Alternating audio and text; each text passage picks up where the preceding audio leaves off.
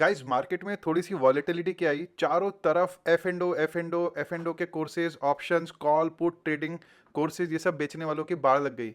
हजारों कंपनियों की बाढ़ लग गई कि हम आपको 100 रुपये, 200 रुपये, 500 रुपये में कॉल की टिप देंगे, पुट की टिप देंगे, एफ एंड ओ की टिप देंगे। बहुत गुस्सा आता है ये देख के, जब आप जैसे सीधे साधे बिगनर्स को इस तरीके से ठगा जाता है। अगर आप फ्यूचर एंड ऑप्शंस में ट्रेड करने का सोच रहे हैं और आप बिगनर हैं, सो इस वीडियो को पूरा देखिएगा। मैं आपको कुछ चौंकाने वाली रिपोर्ट्स दिखाऊंगा, प्लस अगर आप सचमुच फ्यूचर एंड ऑप्शंस में ट्रेड करना भी चाहते हैं तो उसका स्टेप बाय स्टेप तरीका भी बताऊंगा। सो ये वीडियो बहुत ही इन्फॉर्मेटिव होने वाला है, इसको लास्ट तक जरूर देखिएगा।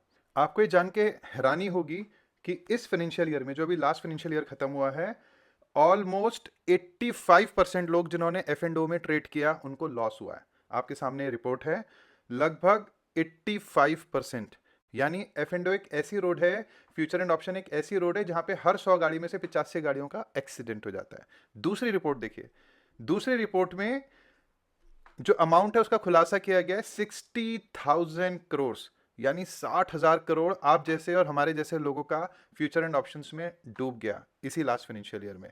किन लोगों की वजह से? जो लोग अपने कोर्स बेच रहे हैं, जो लोग इस तरीके की एडवाइसेस दे रहे हैं, टिप्स दे रहे हैं, जिनको सेबी भी मना करता है फॉलो करने के लिए।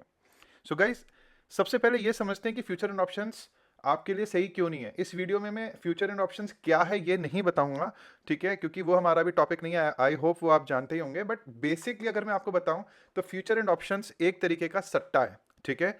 फ्यूचर एंड ऑप्शंस में आप कोई long term strategy, long term investment नहीं करते हैं, आप एक तरीके से शॉर्ट टर्म सट्टा बाजारी करते हैं। और वो भी तब जब आप मार्केट को भी जानते नहीं है, उस कंपनी को भी आप जानते नहीं है, और इसके किसी भी एक कोर्स सेलर के बेसिस पे किसी भी एक छोटी सी कंपनी जो अपने फायदे के लिए आपको टिप दे रही है, उसमें वो तो मुनाफा कमा रही है, बट आप अपना पैसा गवा देते हैं। So guys, future and options अगर आप बिगनर हैं तो ये आपके लिए बिल्कुल भी नहीं है। मगर क्या फ्यूचर एंड ऑप्शंस में बिल्कुल भी इन्वेस्ट नहीं करना चाहिए? ये मैं नहीं बोल रहा हूं। फ्यूचर एंड ऑप्शंस एक एक तरीका हो सकता है पैसा कमाने का, बट अब हम स्टेप बाय स्टेप ये समझ लेते हैं कि अगर आप बिगनर हैं तो फ्यूचर एंड ऑप्शंस पहुंचने से पहले आपको कितनी सीढ़ियां और कौन कौन सी सीढ़ियां चढ़नी होंगी। सो जैसा जैसा मैंने बोला, अगर आप एक बिगनर हैं तो सबसे पहला स्टेप जो मैं आपको बोलूंगा, 2 से 3 महीने के लिए कुछ मत कीजिए, सिर्फ और सिर्फ स्टॉक मार्केट को स्टडी कीजिए।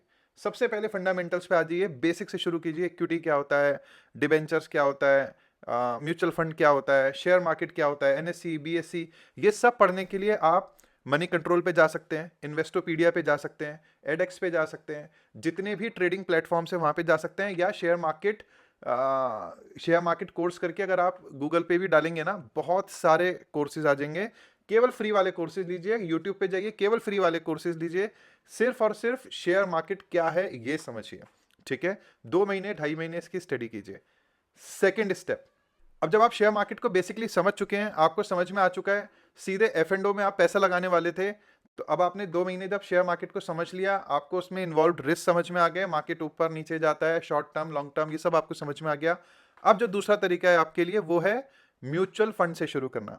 आप देखो, इस वाले आर्टिकल में जो सेबी की चीफ है माधवीपुरी, वो खुद ही सजेस्ट करती हैं कि ये जो 50-60 हज़ार हम जैसे लोगों ने एफ एंड ओ में, फ्यूचर एंड ऑप्शंस में गंवा दिया, ये पैसा किसी कंपनी को आईपीओ, किसी कंपनी के आईपीओ में लगाया जा सकता था। एक ऐसी कंपनी जो कि ग्रो कर रही है, उसको पैसे की जरूरत है अपना बिजनेस बढ़ाने के लिए, या म्यूचुअल फंड्स में, या प्रोडक्टिव एरियाज में। सो अगर आप नए हैं तो अब सेकंड स्टेप आप शुरू कीजिए म्यूचुअल फंड से। म्यूचुअल फंड्स में क्या होगा, जो पैसा आप इन्वेस्ट करोगे वो पैसा एक एक्सपर्ट फंड मैनेजर आपका मार्केट में लगाएगा। आपको कुछ भी नहीं करना, बस आपको हर महीने या तो एक एसआईपी खोल देनी है, या अगर कुछ छोटा 10,000 20,000 से आप शुरू करना चाहते हो, किसी अच्छे म्यूचुअल फंड में आप लमसम भी कर सकते हो, यानी वन शॉट भी लगा सकते हो, वरना आप 1,000-500 रुपये महीना करके लंबे समय के लिए म्यूचुअल फंड में एसआईपी कर सकते हो। आपका पैसा म्यूचुअल फंड में जुड़ते जाएगा, और वो म्यूचुअल फंड जो है वो आपका पैसा आपके बिहाफ पे शेयर मार्केट में लगाएगा। जितना भी प्रॉफिट आएगा, 1 या 2% उनकी फीस होती है, काट के वो आप ही को मिलेगा। जो जो म्यूचुअल फंड में आप लगा रहे हो, आप मनी कंट्रोल पे जाके उस म्यूचुअल फंड की होल्डिंग्स चेक कर सकते हो कि उन म्यूचुअल फंड्स ने किन शेयर्स में लगाया। उन शेयर्स के फंडामेंटल्स देखो, टेक्निकल्स देखो, बेसिक स्टडी करो कि म्यूचुअल फंड कौन सी स्ट्रेटेजीज अपना रहे हैं, ठीक है। जब आप ये सीख जाओ तो अब आप आओ तीसरे स्टेप की ओर। तीसरा स्टेप है शेयर मार्केट में डायरेक्ट इन्वेस्ट करना। जब आप शेयर मार्केट में डायरेक्ट इन्वेस्ट करने लगोगे, म्यूचुअल फंड से आपने थोड़ा सा पैसा कमा लिया, उसमें से कुछ पोर्शन को आप लगाओ ब्लू चिप कंपनीज में, जो हमारे इंडेक्स की, निफ्टी की टॉप 50 कंपनीज हैं, लार्ज कैप कंपनीज हैं, जैसे रिलायंस, मारुति, टीसीएस, इन्फोसिस। इस तरीके की कंपनीज आप एनालाइज करो और थोड़ा थोड़ा इन्वेस्टमेंट आप इस तरीके की कंपनीज में करो। साल 2 साल जब आप directly mutual funds, stock market में, इक्विटी में आप लॉन्ग टर्म के लिए पैसा लगाते हो, कुछ पैसा कमा लेते हो, अब इस प्रॉफिट का 5%, 10% चौथे स्टेप में आप एफ एंड ओ में लगा सकते हो।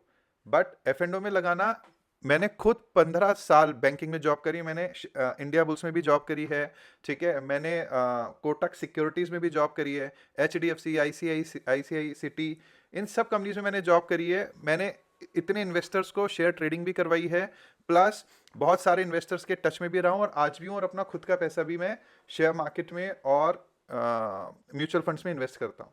बट मेरा एफ एंड ओ का पोर्शन 0 है बॉस। उसमें बहुत ट्रैकिंग चाहिए, बहुत नॉलेज चाहिए, और आपके कंट्रोल में कुछ नहीं है। एक छोटी सी गलती और आपका पूरा पैसा वाइप ऑफ हो जाता है, ठीक है।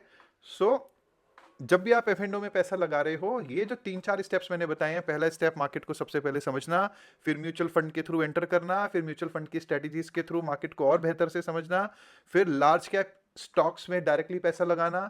फिर ये जब इस स्टेप से आप पूरा मार्केट सीख जाओ, समझ जाओ, आपको 2-3 साल का एक्सपीरियंस हो जाए और कुछ प्रॉफिट बना लो, तो उस प्रॉफिट का बहुत छोटा सा पोर्शन अगर आप एफ एंड ओ में लगाते हो तो वो एक समझदारी हो सकती है फिर भी। बट सीधे मार्केट में कूदे और अपना सारा पैसा लेके एफ एंड ओ में लगा दिया बॉस, इस रोड पे 85% गाड़ियां एक्सीडेंट होती हैं, इस रोड पे 85% इन्वेस्टर्स नुकसान कमाते हैं। वो नुकसान छोटा मोटा नहीं है, 60,000 करोड़ का है। ये पैसा आपका है। अगर ये राय थोड़ी सी भी समझ में आई हो, इस चैनल को लाइक और सब्सक्राइब जरूर कीजिएगा, और इस वीडियो को अपने जैसे इन्वेस्टर्स के साथ जरूर शेयर कीजिएगा।